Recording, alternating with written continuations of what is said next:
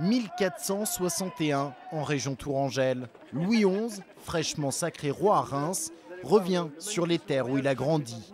Le 9 octobre, il fait une arrivée triomphale dans la bonne ville de Tours. Je suis considérablement ému. Et surtout de me présenter devant mon peuple au bras de ma douce. Et j'espère, en tous les cas, qu'ici, à Tours, je ferai de grandes choses. Maintenant, laissez-nous quelque peu. Louis XI, ce roi qui fit de Tours la capitale du royaume de France, peut-être par amour de son territoire, mais surtout par crainte de l'insécurité parisienne. L'histoire de ce roi très tourangeau est relatée ici dans le Vieux-Tours de façon ludique et décalée par une troupe spécialisée dans les déambulations théâtrales. La Normandie reste conjointe inséparablement au royaume de France et la Bretagne se rallie. Il a également organisé à Tours en 1468 les États généraux. Ça lui a permis, en réunissant plus de 60 grandes villes de France, de faire revenir dans le giron de la couronne tous les grands fiefs qui étaient indépendants avant son règne, sous une seule égide, celle de Louis XI.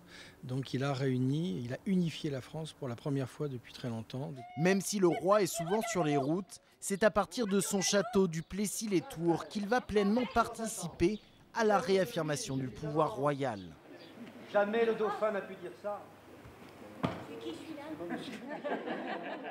La troupe du Miroir aux Alouettes a placé sa scène à la fin du 19e siècle et bat en brèche les idées reçues sur Louis XI, héritées des historiens romantiques du 19e. C'est pour ça que la visite se situe au 19e siècle, à la fin du 19e siècle.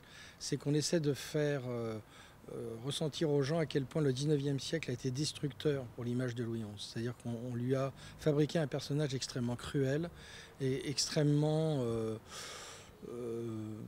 autoritaire, tyrannique presque, qui était très pieux d'un côté et absolument sans pitié de l'autre. Tu peux détenir la vérité sur ce fameux souverain? En histoire, personne ne détient vraiment la vérité. Le public est donc invité à se faire sa propre opinion. Un public pleinement associé à la représentation par cette chanteuse d'opérette et cet auteur dramaturge qui ont posé leurs valises à Tours pour préparer un spectacle sur Louis XI. Quelqu'un qui a l'air intelligent? Oui, de préférence. Ah oui, il a des lunettes, Casimir. Très bien. Ça fait toujours un peu plus intelligent, des lunettes. Charles VII meurt. Il meurt de sa belle mort.